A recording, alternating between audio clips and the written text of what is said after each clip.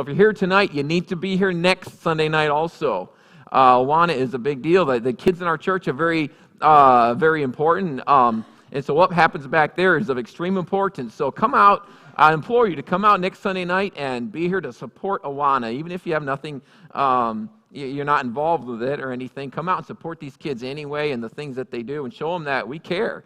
Our kids program is becoming, I shared last night with some of the parents and in our parents class this morning, that is going to be my primary focus, is really building the young parents and children's ministries and trying to focus a lot on that. So it's extremely important. So the whole church needs to be behind us. Let's come out and support Awana next week and see what the kids did this year. And then we'll not have the Sunday evening service during the summer. The plan is to pick it up, everything again in the fall, and finish out Revelation to see what happens. See, it all turns out in the fall. Okay? Probably finish up somewhere around Christmas. It turns out good, okay, in the end. I'll just give you the little sneak preview there. It all turns out okay in the end if you're a believer. So just to let you know about that. Chris, I'm getting old, brother. I forgot my clicker again tonight, so if you could hang with me, I'd appreciate that. If I don't put it in my pocket, I just totally forget it. Revelation 14 tonight. Would you rather? Now, I'm going to ask you a question. Think about this. Maybe I'll put it this way. Have you ever played the game Would You Rather? You know what I'm talking about, Would You Rather? This is how the game goes. You're sitting around at a party or something. It's kind of dull. So someone says, let's play Would You Rather. This is how the game goes. Somebody says, would you rather do this or this? And you have to answer the question, okay? Would you rather do A or B? And you have to give an answer. And so I thought, what are some things that we could ask? So here's some ideas. I found some of these. Just to give you an idea how the game works. Would you rather take a cruise to the Caribbean or take a European sightseeing vacation? Which would you rather do? I don't know, you choose one or the other, whatever. And sometimes it's a little harder than that, though. I mean, that's two good things, right? I don't really care, If you're paying for it, we're good. Okay, how about questions that make you have to think of all the possibilities, the consequences? What about this one? Would you rather have no one show up to your wedding or your funeral? Man, I don't know. And don't say it's one and the same. Don't even go there, okay? Have no one show up to your... how about this one? Would you rather die happy in 5 years or die unhappy in 60 years? I mean, how would you answer these things? How about this? Would you rather be poor and good-looking or rich and ugly? Would you rather have a boring job that pays $100,000 a year or a fun job that pays $50,000 a year?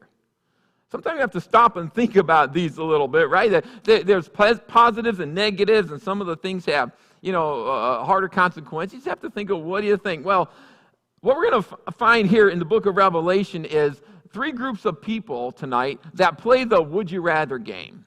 Now, they don't know they're playing the game, but they have to answer the question for themselves, and this is the question. Would you rather serve God or the devil? Okay? And you say, well, I mean, that's simple. I'd rather serve God. You're in church. That's supposed to be the answer, right? I'm going to serve God. We have to stop and think about this for a minute. These people that we're going to talk about are in the tribulation time. And in the tribulation time, if you decide I'm going to serve God rather than the devil, it's very possible you could lose your life because of this. And it's very possible you won't be able to buy and sell if you decide to serve God. And so it's a little bit harder, it's a lot harder of a decision. I mean, today you say, well, I want to serve God because, we make it so easy in our nation, right? You kind of go in your own way and you decide, I'm going to serve God. You serve God, and nobody's beating you up for it, usually. You're not losing your family, usually, in our country for that. But what if that were the case? Like it is many places in the world today, and it has been throughout history. What if you decided to follow Jesus, and that meant you would lose your family? Maybe they're Muslim, and they say, if you're a Christian, we can't have anything to do with you. Well, what if you were saying, I decided I'm going to serve Jesus, and so you never know, you could lose your job, you could lose your life. Somebody might actually kill you for it. And then you have to stop and think about it. Is it really worth it to me? And you stop and you think, well, yeah, it might be more difficult now, but what about the future? What about eternity? So you have to weigh these things out. What are you going to do? But these people in the tribulation time, in a sense, they're playing would you rather. Would I rather serve God or the devil? Because if I serve the devil, it's going to be a lot easier for me now if I buy into the Antichrist lie, and they probably won't call him the Antichrist. He'll be the world leader, right? That comes on the scene, and everybody follows him, and he's got all this control. And so they're going to follow him, which makes them be able to buy and sell. For a few years, everything seems great. But if they follow him, it's eternal damnation. Where, on the other hand, the people who decide to follow Jesus, right now it'll be difficult, but in the future it'll be better. So who is it going to be? Now you say, really, what does it matter for me? And because I am, we're not living in the tribulation time, right? Well, no, we're not. No, we're not. But we're living now. And we have to decide, who am I going to serve? Am I going to serve God, or am I going to serve the devil? Am I going to serve myself? Who am I going to serve? So these are good questions we should ask ourselves. Would I rather serve God, or would I rather serve the enemy? Would I rather just serve myself? So good questions for us. So we're going to look at these groups here tonight and see. So first of all, take your outline out with me and a few things to write down. The people alive during the tribulation, before we get into this, the people alive during the tribulation serve as examples to us as they choose whom they will serve. That's the lesson that we need to have tonight. As they choose whom they will serve, and we have to make the same choice. Who are we going to serve? So we're looking at these people not because we plan to be here in the tribulation, but because they have to make the same decision then that we have to make now. So who are we going to serve? Okay, the first one, some choose to serve God, okay? Some people choose to serve God. And we're going to look here in Revelation chapter 14 and meet these people that decide, I could serve the devil or I can serve God, and I'm going to serve God here, okay? But remember, many of them will lose their life. Some of them will. It'll be a very difficult life for them. So we have group one. The first group here and I'm open to Matthew. That was this morning. How about Revelation? That'll help. Revelation chapter 14. Revelation chapter 14, verse 1 and 2. Then I looked, and behold, a lamb standing on Mount Zion, and with him 144,000, having his Father's name written on their foreheads. And I heard a voice from heaven, like the voice of many waters, and like the voice of loud thunder, and I heard the sound of harpists playing their harps. So John's continuing his vision that he's getting here. I know we've had a few weeks for different reasons we haven't been here, but John is having this vision, and he's outcast on the Isle of Patmos because of his testimony for Jesus, and he's getting this vision about what's going to happen in the end times. And so right now we get to the point he sees this lamb standing there, and there's with him 144,000 people. Now that number, 144,000, might ring a bell because we've already met these people. 144,000 people that have gone out there, that God has sealed these people. There are 144,000 young Jewish men, and I think it's pretty clear that it's 12,000 from each tribe. And I take that all literally. Some people don't, but I take that literally. 12,000 from each tribe, and they're Jews, and they're going out there, and they are evangelizing during the tribulation time. Yes, people will be saved in the tribulation time. We've been through that before, and probably people have never heard. But they go out there, and they are the ambassadors for God that go out around the world, 144,000 of them, and here they are. Even though they've been sealed for this job, they have to make the decision as free will creatures that they're going to serve. And life isn't going to be easy for them. Fortunately for them, God's going to spare them. That's why they're sealed, at this point anyway. And so they go out here. So John says, I'm seeing these 144,000, and I hear the sound of these harpists all playing their harps. Verse 3, they sang as it were a new song before the throne, before the four living creatures and the elders, and no one could learn the song except the 144,000 who were redeemed from the earth. If you ever read this, have you ever wondered what that song says? I mean, what are the words to the song? As far as I know, we're not told. It doesn't matter. We can't sing it anyway, right? Only the 144,000 can sing. I don't know if no one else is permitted to or what the deal is, or it meant nothing to anybody else, but only to the 144,000. So they get to sing with these harpists, and they get to sing this song because God has spared them and God has helped them. This is the first group of people that have to make the decision. They decide, hey, we're going to serve God like we should. And we keep reading here, and we find out some more about this 144,000. Who are they? These are the ones who are not defiled with women, for they are virgins. These are the ones who follow the Lamb wherever he goes. These were redeemed from among men, being firstfruits to God and to the Lamb. And in their mouth was found no deceit, for they are without fault before the throne of God. Now, I don't think that means that these people had never sinned. I think it taken in context here, these are people that God has chosen out that go out and they do the specific job and they're doing it the way that he wants them to do it. And again, I see them to be 144,000 literal men. So there are several things that we see here about these men. God has chosen them out, and they serve him like they should.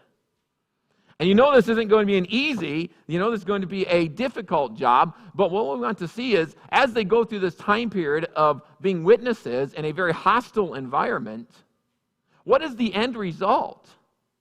The end result is that they get to stand on Mount Zion and sing the song that nobody else gets to sing. Can you imagine if how special we would feel if God gave Eastlake a song and no other church was allowed to sing it? Only Eastlake. And we could go down to the mall and we could sing it, and all the other churches would be like, man, I wish I could sing that song. Now, you can't because you're not part of Eastlake. You should be part of Eastlake. Why are you part of another church? Meddling. But, it would not be special. These 144,000, they get the song. That's the privilege. That's the reward they get for being willing to serve so well during a very hostile time. So they, in a sense, they get to play the game, would you rather? Would I rather serve God and experience punishment now and then get the blessing? Or would I rather have an easy life now, but then be punished in the end? And again, this isn't us. We're not in the 144,000. That's not specifically for us, but we can learn from their example. Hey, I'm going to choose to do the right thing, even if it's difficult now. I'm not doing it just for now. I'm doing it for the future. I'm doing it because it matters down the line. And I'd rather have something better later and for eternity. So that's the first group. And they win, okay? They do a good job. I'm going to serve God the way I should, even if it's difficult now. The second group that we find is called the saints. It's called the saints. Look in verse 12. I'm going to skip around just a little bit here tonight. Chapter 14 and verse 12. Here is the patience of the saints. Here are those who keep the commandments of God and the faith of Jesus. And I heard a voice from heaven saying to me, write, blessed are the dead who die in the Lord from now on. Yes, says the Spirit, that they may rest from their labors and their works follow them. Now this I see to be a different group. The 144,000 seems like God keeps them safe. The saints die. Many of them die in the tribulation time. They become saved, and they're most likely killed for their faith.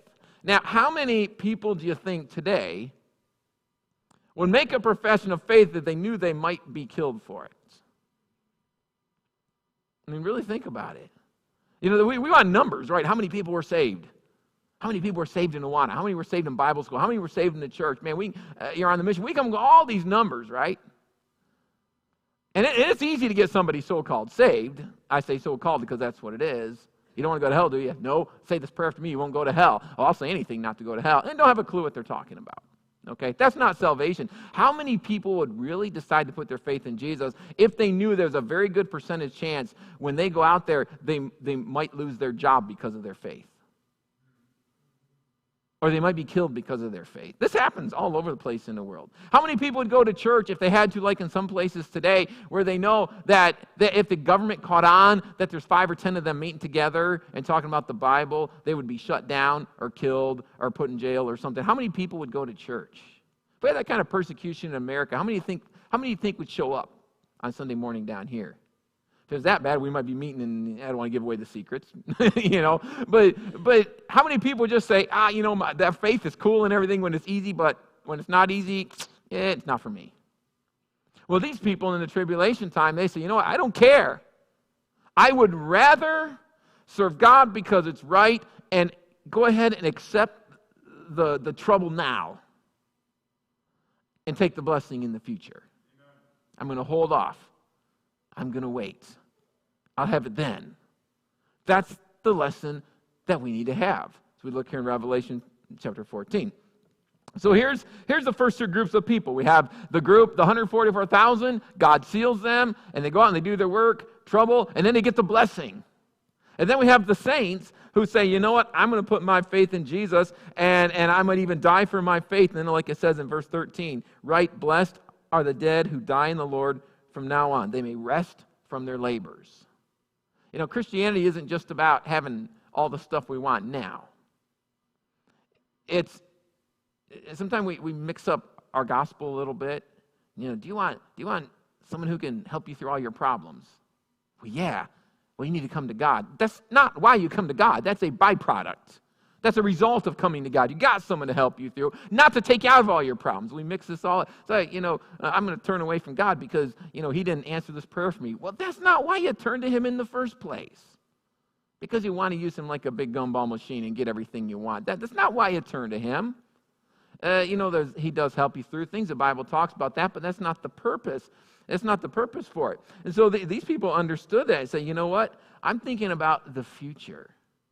I'm thinking about rest from my labors. If I come to God, I'm not promised an easy life. As a Christian, you are not promised an easy life. Y'all know that? How many of you had an easy life? And everyone's got difficulty in some way. But religiously, Christianity-ly, can I say it like that? Life is easy in America, right? For the most part. Some people have different kinds of families and things like that where it's not. Most of the part is pretty easy. You come to the church and people say, oh, you go to church? Cool. Where do you go? And in some countries, you can't say it out loud because you'll have some ramifications. And so we're not supposed to evangelize people by saying, come to God and he's going to fix your problems. That's a bad gospel. Because if he doesn't fix their problems, also they don't want anything to do with them. What does the Bible say about Christians and suffering persecution? Does that ring a bell? You heard a verse like that? All who live godly in Christ Jesus. But it doesn't say all Christians or all people who profess Jesus. It says all who live godly in Christ Jesus. The ones who are actually living it and actually being it. All who live godly in Christ Jesus shall suffer persecution. It's this kind of a thing that you expect. But we don't become believers because we want an easy life now. Or your best life now, if I can throw that out there, okay? That's not why we become believers. Become believers because we're trying to glorify God. That's what he made us for. But ultimately, we're thinking about the future. We're thinking about, how does it put it here? They may rest from their labors. And their works follow them. You get rewarded for the works that you do while you're dealing with all this trouble here on this earth now. We're looking to the future. We're not just trying to look for now. So we have the 144,000, and we have the saints, all these people who chose. Here, write this down for me. They chose to serve God. Let me word it the way I have it on your outline. Choosing to serve God will bring temporary pain, but permanent comfort. Choosing to serve God will bring temporary pain, but permanent comfort. Now, I said will bring temporary pain. Some of us, fortunately, have not had to experience great pain because of being believers. And I think we're very fortunate in our society not to have to experience that. Well, we'll go through some things, we might not get to do everything our flesh would like to do because we're believers, but that's not persecution. I mean, persecution is getting your head lopped off because you're a believer. That's real persecution that some people have to deal with. But in some way, we have to deal with difficulties because being believers in Jesus. But that's just part of what it is. We live in a hostile environment. We live in a hostile world. But we're saying, okay, I might take some temporary pain now, because I'm not focused on the now, I'm focused on a permanent comfort. Now, you don't become a believer to get the comfort in the future. Okay, that's not why you become a believer. This is a result of it. I'll take the trouble now because I'm looking to the future. That's what it's all about. And that's what these people were saying. Okay, what would I rather do? Be comfortable now or in the future? I'll take the future. I'll deal with my trouble now. So John moves on here. He says, okay, we saw the 144,000. They made the decision, I'd rather serve God and deal with the trouble now and then go into the rest in the future. Both the 104,000 and the saints. Well, then we come to the next group. The next group, the middle point there, some choose to serve the devil. So first of all, some choose to serve God, but there's some that choose to serve the devil. Now, most people aren't saying, I'm choosing to serve the devil.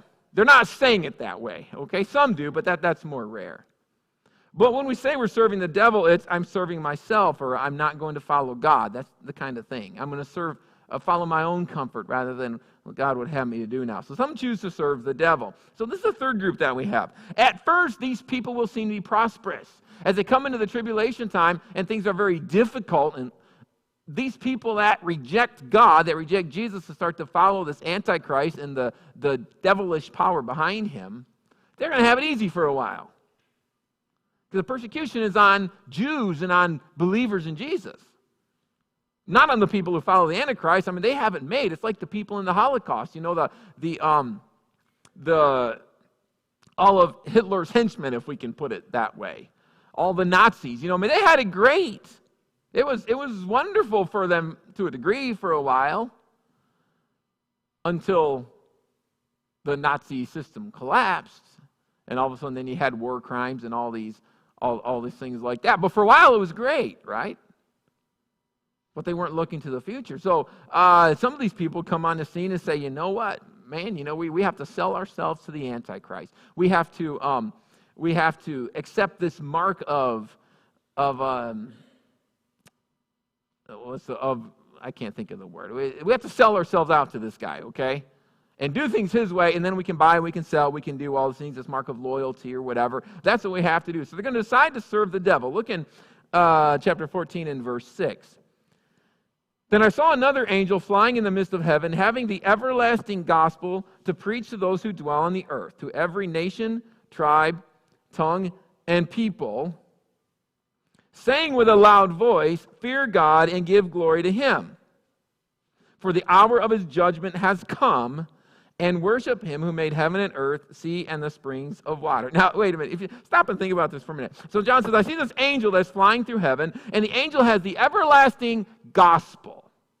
Now, when we hear the term gospel, what do we think? The death, burial, and resurrection of Jesus. Gospel means good news, right? Well, that's just what the word means. It says he has this everlasting gospel. He has this good news to preach. What is the gospel, or what is the good news that this angel is going to share?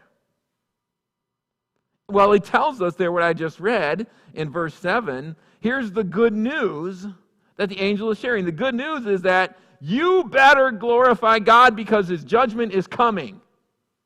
Does that sound like good news? Hey guys, I got some good news for you. What's the good news? You're going to be judged. That's not good news.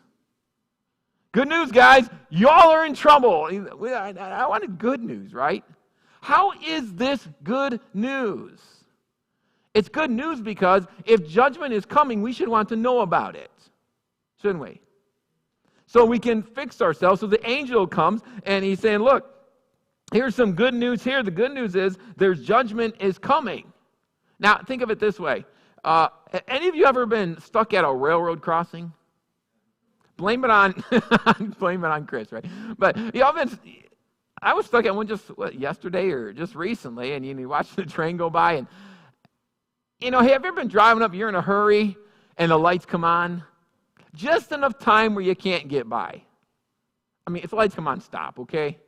But you're saying, I'm in a hurry, and the lights come on, and your mind is saying, should I go through? No, you shouldn't. And the bars start coming down, and what happens? You're like, I enjoy so much the fact that we live in a nation with so much industry, and I'm so glad these trains are going through and at about 2 miles an hour in this area. I'm so glad that merchandise is being shared around and that our economy is good. So I don't mind sitting here for 10 or 15, I know it's 5 minutes or whatever, but it feels like it. I don't mind sitting here for 5 minutes and waiting on the train when I'm in a hurry. How many of you have that attitude?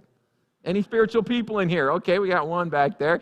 Not me. Okay, you got to say it. I'm like, come on. It's been 30 seconds. Get the train moving. I don't mind when they're going by fast, but clunkety clunk. You know what I'm talking about? But we get mad. All those bars, they're coming down. Those lights, man, I hate to see them. But that's actually good news, because when those bars come down and they stop you from passing, what are they actually doing? They're keeping you from getting killed. You imagine you're driving across the track and there's no guards of any kind, and here comes the train, kills you? We don't like to be told to stop. We don't like the bars to come down, but that's gospel. That's good news, because if we keep going, we die. Okay? So that's what the angel is doing. He's coming in here saying, I got gospel, I got good news for you. What's the good news? The good news is judgment's coming. You better watch it. The good news is, if I'm warning you for a reason, and that is that you can change. You see how this is good news? Hey guys, the angel's coming saying the gospel is good news. Hey, you better start fearing God, and you better start like right now. Because judgment is coming on you. Verse 8. And another angel followed, saying, Babylon is fallen, that great city, because she had made all nations drink of the wine of the wrath of her fornication. We catch up with Babylon later. Babylon, I know there's some difference of opinion about what it means through the book of Revelation, but I personally believe that it is a reunified Babylonian empire, or called Babylon. I believe it's the Roman Empire. That's my personal take on it. That's going to be a one-world government at the time, and this great city, this great government is going to fall. We see this in the book of later in the book of Revelation. So I think that's a kind of a preview for that, and we'll read about that later on. In verse 9, that's the one I just read. Verse 10. No, let me read verse 9. I read 8. Then the third angel followed them, saying with a loud voice, If anyone worships the beast and his image, and receives his mark on his forehead or on his hand, he himself shall also drink of the wine of the wrath of God, which is poured out full strength in the cup of his indignation. He shall be tormented with fire and brimstone in the presence of the holy angels and in the presence of the Lamb. And the smoke of their torment ascends forever and ever, and they have no rest day or night who worship the beast and his image, and whoever receives the mark of his name. So we have this third angel that comes out and talks about this mark. If you remember, a few weeks ago we were talking about the mark on the forehead or on the hand, and we try to figure out what it is, and we don't know what it is. Everyone's got an idea what it is. It's a computer chip, it's a tattoo. We don't know. That doesn't matter. What matters is the people who receive this mark are selling themselves out in loyalty to the one that we call the Antichrist. And once they do that, it is too late. It's too late. There's no hope for them. Once they sell out to this one, then it is all over for them. But many, many people do. These are the ones who are saying, you know what, if I'm going to continue to live in this world, I have to sell my soul to this dictator. I have to sell myself out. And stop talking to me about God, stop talking to me about Jesus. I'm going to accept this mark, and that's the end of it right there. God's wrath will be poured out on these people. So this is the third group. First group is 144,000 that say, we're going to serve God. We're thinking about the future. The second is the saints who say, you know what? We might die for it, but hey, that's okay because we're not living for now. We're living for the future. And the third group is the people that say, you know what? If we're going to play this big cosmic would you rather game, I'd rather take my would you rather, be comfortable now, and then worry about the future later. Well, their future is not too long in coming because the whole tribulation only lasts 7 years, and we're already a ways into it here, and they're going to have no hope. So here's what we learn from them. Show me the next one, if you will. Choosing to serve the devil will bring temporary comfort but permanent pain. Do you see the difference?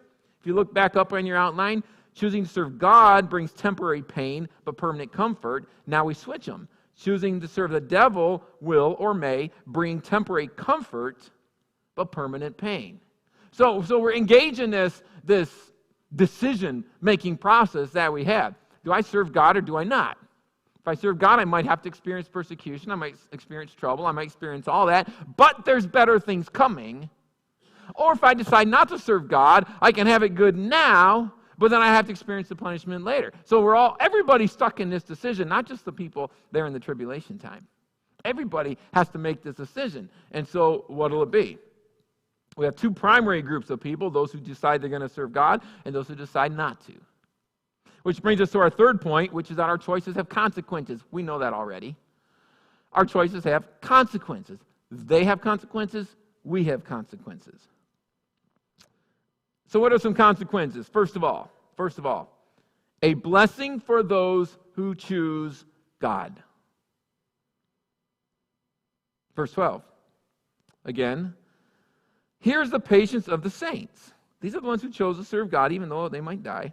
Here are those who keep the commandments of God and the faith of Jesus. Then I heard a voice from heaven saying to me, Write, blessed are the dead who die in the Lord from now on. Yes, says the Spirit, that they may rest from their labors, and their works follow them. These people who say, you know what, I'm going to serve God.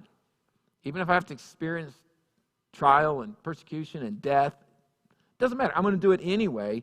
They get a blessing, an eternal blessing. So it's a blessing for those who choose God, but on the other side is a curse for those who reject God. A curse for those who reject God. And what decision are we going to make? Immaturity says, I will take what I want now and worry about the future later. That's immaturity. If you go to a child, go back here into Awana, and say, hey, I'm going to give you some ice cream. Would you like this little bowl of ice cream now? Or if you wait till tonight when we get home, I'll give you a big bowl of ice cream. What are most kids probably going to say? I want it now.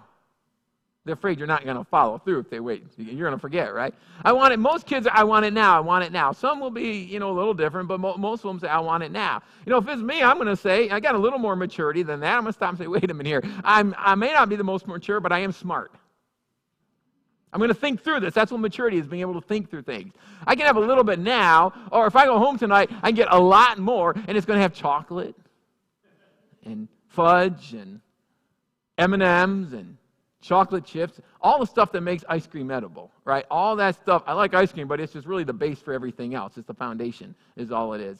I twice in the church, we had something going on. We were in Bremen. I showed up, and someone had made this big salad bowl, filled it with ice cream and all the toppings. It was like a taste of heaven. It was awesome.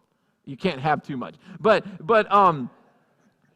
we're as adults, we might say, you know what, I'll take the more later because I'm smart, I'm mature, I can think. It's better to have, I understand you've got more weight to gain and all that, but for all that aside, okay? If I wait, I have something better. Maturity says, I will wait and take more later, right? Immaturity says, just give it to me now. I just want to be happy now. And that's the decision we have to make between serving God or not. I'm serving God. That means in the future, I have eternity of everything going better. That's a whole lot better than just saying, give it to me, my fun now. Because how long do you live? How long do people live? Average is probably, 70 years, somewhere in there. Maybe, some people live over 100. Some don't make it, anywhere up that high. But, how long do you live? Let's say you get 100 years. Let's say you get 100 years. What's that compared to eternity, right? But we say, I'm going to live for now because I want to be happy. Well, that's kind of dumb. It's kind of dumb, isn't it? Because when you die, then all your fun's over. Why not decide you're going to serve God? Not because you don't serve God to get anything for yourself, but you say, wait, if I stop and I look at this, it's a whole lot smarter just to go ahead and experience some persecution and trouble now, and then just take all the blessings forever.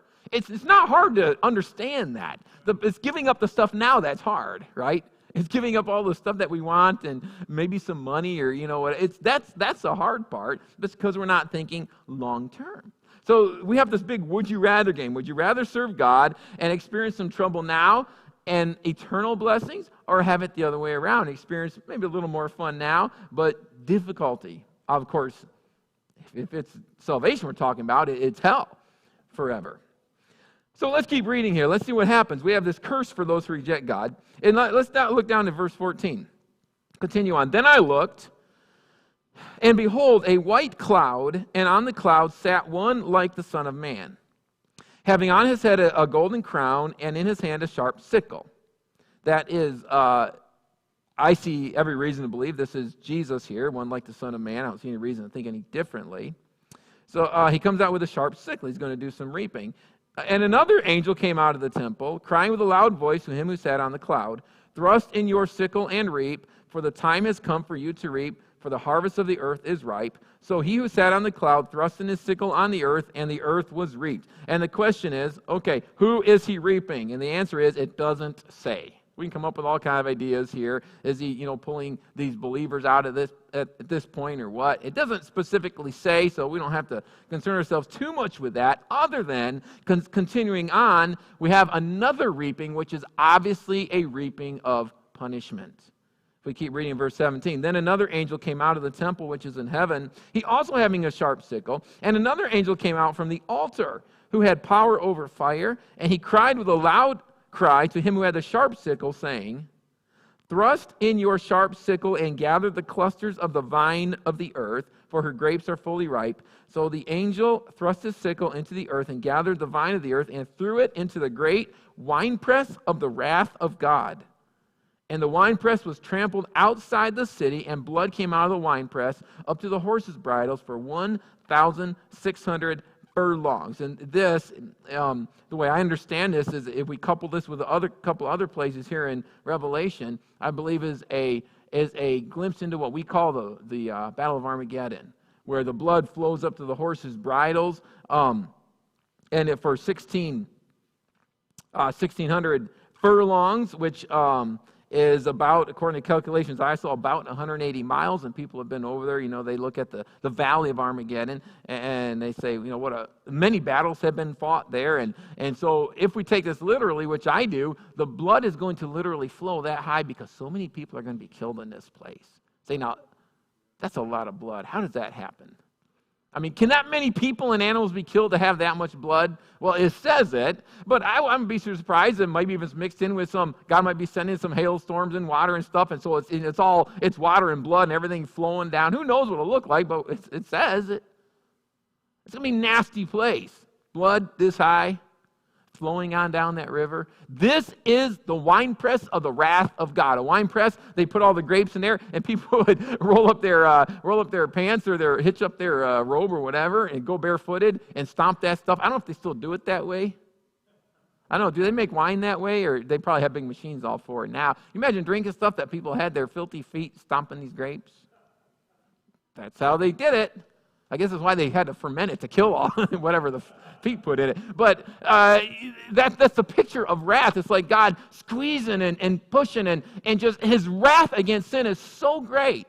All these people who played the would you rather game and said, I'll take my fun now and experience the consequences later. The consequences are great when the complete, undiluted wrath of God is poured out on people. And it's shown in this battle where the blood just flows so freely, as God has taken out his vengeance on sin, on people who decided not to follow him because they wanted the fun now.